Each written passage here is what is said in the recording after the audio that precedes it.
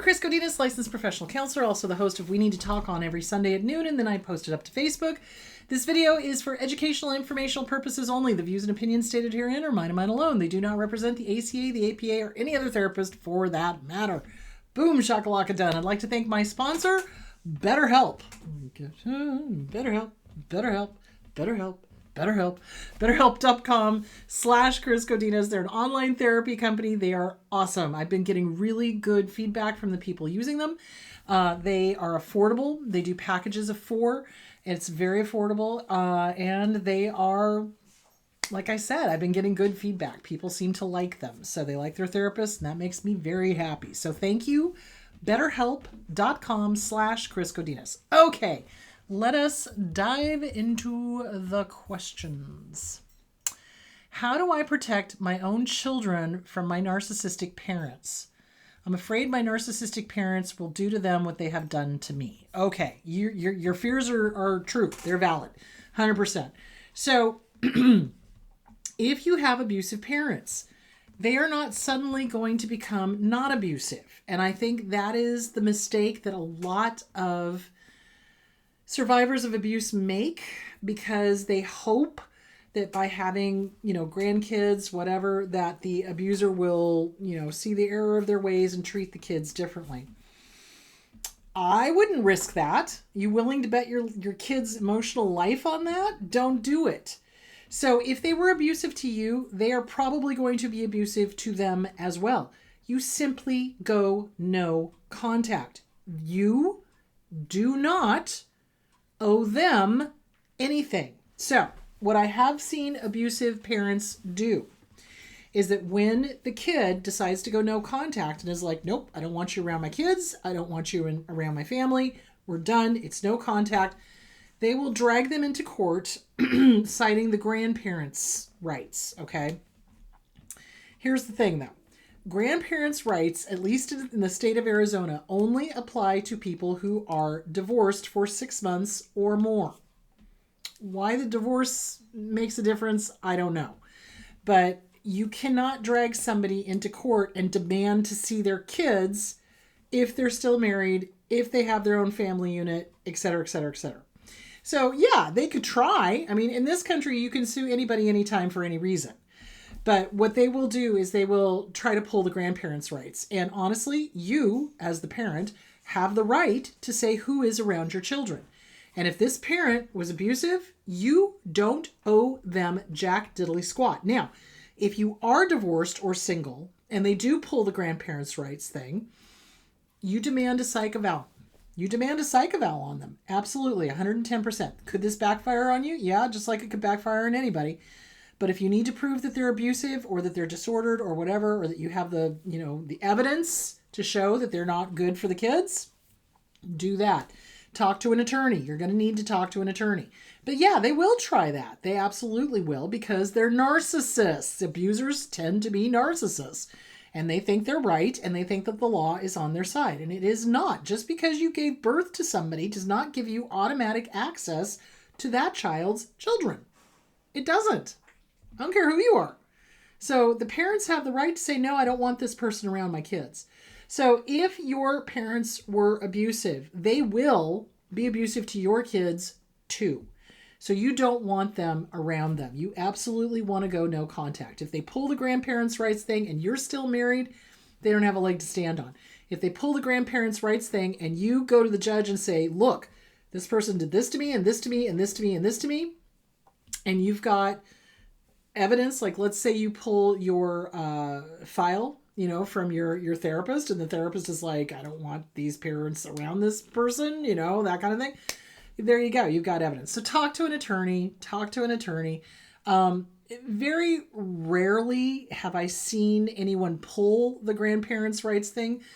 I did see it in one case. They lost. The grandparents lost because the person was able to prove that the grandparents were out of order, abusive, et cetera, et cetera, et cetera. So anyway, there is that. Okay. Yeah, they will do it. If they've abused you, they'll abuse your kids. That's why you don't have them around abusers. You absolutely don't. My ex kept me as a dirty little secret.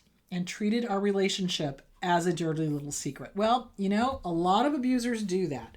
So, especially if they are, what I've seen is that their parents are abusive as well. And they have got weird ideas about relationships and sex and all of this stuff. And so then they pass that on to the kid, and the kid has weird ideas about relationships and sex and so forth. They are usually cheaters. People that keep people secret are usually cheaters. They usually are trying to protect their reputation, or they're trying to protect their assets, or they're trying to hide something. So if you're in a relationship with somebody and you feel like you're being kept as a dirty little secret, you walk the hell away. Abso-freaking-lutely. You do not stay where respect is not being served. Okay? So if somebody's in a relationship with you, a healthy relationship, that person is happy to have you and wants to introduce you to their family and their friends. And, unless, of course, the family and the friends are, the family is crazy, in which case they'll warn you. But you know what I'm saying? So it's like if they're treating you like a dirty little secret, are they married? Do they have a girlfriend or boyfriend? Are they hiding something from their parents because the parents have threatened to cut them off? Are they, what's going on? There's something really, really deeply dysfunctional going on in that situation. Absolutely, 110%. So that's not normal. Don't put up with it. You're not anybody's dirty little secret. You're not. Either they're proud to have you in their lives or they're not. And if they're not, you don't need to be in their life. Listen, if people are going to treat you like a dirty little secret and you're going to allow that, that's a self-esteem issue. You got to work on your self-esteem. Don't allow it. Don't allow it. They either need to be proud to have you or you are not in their life. Period. You just don't put up with that kind of disrespect. Pull out your list of deal breakers. What is your number one deal breaker? Disrespect. And disrespect is treating somebody like a dirty little secret. Absolutely not. If they're hiding it from their parents because they're afraid of what their parents are going to do, okay, this person, whoever this is, male or female, needs to go get therapy so that they can stand up to their parents. Absolutely. Again, this is a... you call me when you've worked on yourself. Bye, and you leave. Absolutely, 100%. So you are not anybody's dirty little secret. Absolutely not. Okay, what's another question here? My ex constantly sends me, like you said, novel length size emails, calls me crazy, etc. I get so frustrated. I really, really, really want to just let him have it. Don't do it. It's not going to do any good. We talked about this on Sunday. So this is their favorite line of thinking, is to tell somebody they're crazy. Why? Because they're projecting. Who's the crazy person here? Ooh, that would be the one that would be doing all of the nasty stuff. Healthy, normal people do not seek to destroy other people. They just don't. You're too busy living your life. So basically, no matter what insult is thrown at you, you're crazy, you're this, you're that, you guns, right? You've got to train yourself to start reading those Our Family Wizard emails as if you're scanning them for a friend. Seriously. Like, okay, if my friend Marcia was needing me to find the relevant points, what am I looking for? Right? So really, when you're scanning one of those novel length emails, you are looking for specifics that deal with the child. That's it. You are under no obligation to respond to anything, even a direct accusation, even a direct insult, even a direct anything, unless it has to do with the child and the child's well-being specifically. You are under no obligation to respond to it. Now, what I have seen them do is that when the person only responds to what is relevant to the child, is that they'll then send an email in OWL and say, well, you didn't answer my questions. Like one time I had a client that dealt with an ex that was demanding to know about who they were dating and where they were dating and how many people they were dating and this, that, and the other thing. And I told them, I said, it's none of their business. Unless and until it becomes serious and you've introduced the child to your partner, it's none of their business. None ya. None your business. So you don't respond. It's this has nothing to do with your child, and you're not going to respond. So you don't respond. Now, the thing of it is you don't say, oh, this has nothing to do with my child, because then what they'll do is they'll come back and say, oh, well, it does, because I need to know who's around our kid. Well, if you've done that, then what your next response is going to be, they're not around our child. Our child has not met them, so you don't need to worry about it. Period. And you're done. And that's going to drive them crazy because they want to control. They want to manipulate. They want to control. They want to make you feel less than. They're going to use whatever to try to get the courts to give them full custody. Now, I saw this specifically in one case where the narcissistic ex didn't want to have to pay child support anymore. So they kept trying to get full custody for just bogus reasons, and, just stupid things like, my ex is dating now.